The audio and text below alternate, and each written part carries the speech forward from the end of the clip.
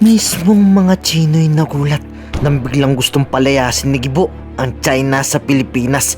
Base sa balitang kumakalat, nagulat ang China kay Defense Secretary Gibo nang biglang gustong ipatotal ban ang China. Ayon sa Defense Secretary, i-boycott na natin ang China sa mga transaksyong may kinalaman sa security, gaya ng mga kontratang inahire pa sila sa Pinas, alam ng threat sa national security. I've given the instruction to stop outsourcing these things already. Even in our service outsourcing, we have to tailor even the most basic services to conform to operational security.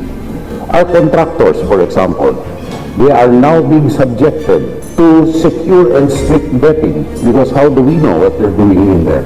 They are a possible target for espionage.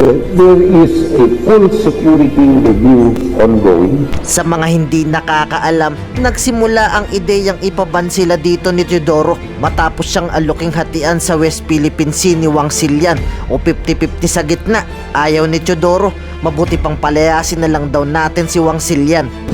The encroacher has a vast area of sea. And if they ask us to meet them halfway when they have already eaten 3/4 of the way into our exclusive economic zone, where is the fairness in that?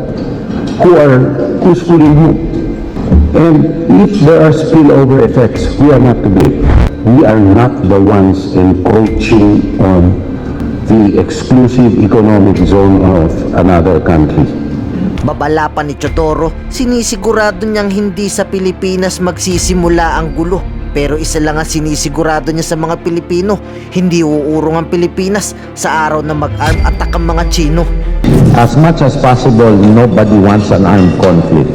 But we can also not just accept illegal and unconscionable encroachments into what rightfully belongs to the future generation of Filipinos. I do hope that there is some sanity and some sincerity behind the words of peaceful intent to avoid an armed conflict.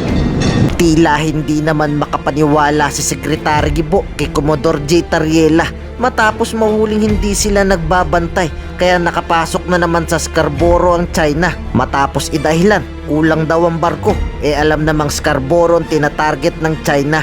I have to be very honest with you. It is a result of the rotational deployment for us to optimize the presence of our Coast Guard vessel. At this point forward, we are reaching out to the Bureau of Fisheries and Aquatic Resources that our presence should be supplemented by the BFAR vessel. In those instances that our Coast Guard vessels will be in other areas of the West Philippine Sea patrolling, we are hoping that the Bureau of Fisheries and Aquatic Resources can be able to deploy their vessels on those times that we're not there. And also, at the same time, if BFAR will not have vessels to deploy there, the Coast Guard will still be there.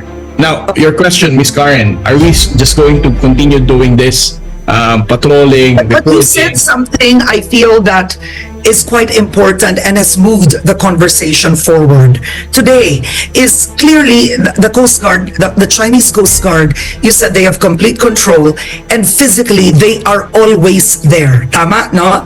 They Yes, are always there. In other words, for lack of a better word, they're parked there. Basically, they are patrolling there. Exactly. Patrolling more there, than parked decade there, or- possibly it's rotational, so if one vessel leaves, another one replaces it immediately. Yes. So maganda ang punto nyo, napaka-practical. Dapat tayo rin, may ganun, may kapalit. Yes. And Ms. Karen, this is also the first time, during the time President Marcos, that it was only last year that we came so close, to Baho de Masinloc during the BFAR and the Coast Guard deployment of our assets. It's not true that we have just allowed the Chinese to take control of it. Under this administration, at the same time that they are deploying their vessels, the Philippine government is also deploying our government vessels. Oo. Palagay nyo ba, Commodore, if let's say there was a Philippine vessel there, whether it was the Coast Guard or BFAR, na nandun din at that time, do you believe the Chinese Coast Guard could have treated the Filipino fishermen that way? ordered them to return what they have harvested, or do you believe it could have taken on a different turn? Maybe they could have just ignored the fishermen. I think, Ms. Karen, it would have been a different story.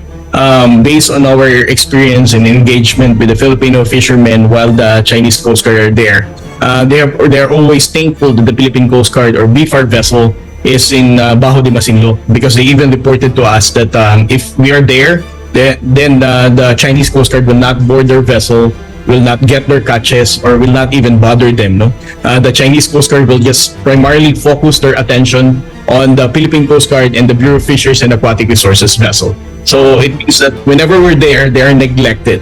The attention is on us. Yeah. So technically, if we really want to exercise, right, jurisdiction, ownership of territory when it comes to that area, there has to be a system, right, of rotation. It has to be scheduled. It has to be intentional on the part of this government. It can't be na pag nawala ang Coast Guard, hindi nyo alam sinong papalit. Or pag alis nyo, wala pang kapalit.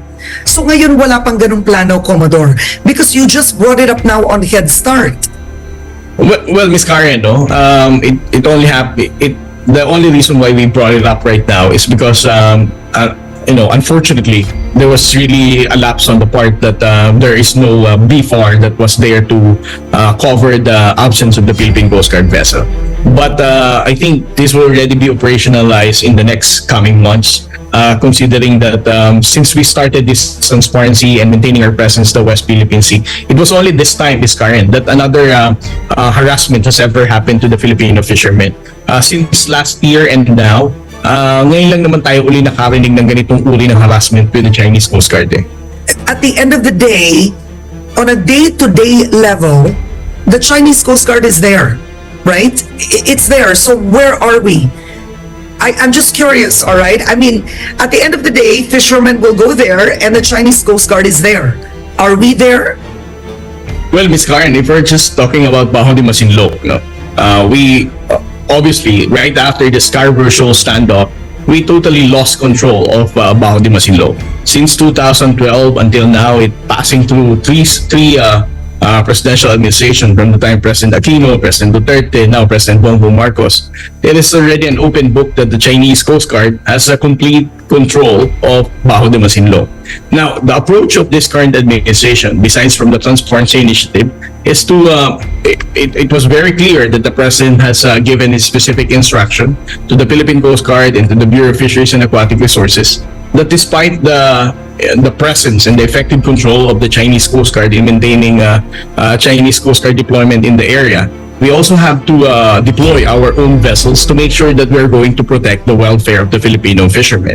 But in this particular incident, that there are no Coast Guard assets or even BFAR assets that were there. Ngayon, ikaw, bilang Pilipino, ano ang masasabi mo at reaksyon sa balitang ito? Mag-iwan ka ng komento sa ibaba at atin pong babasahin isa-isa.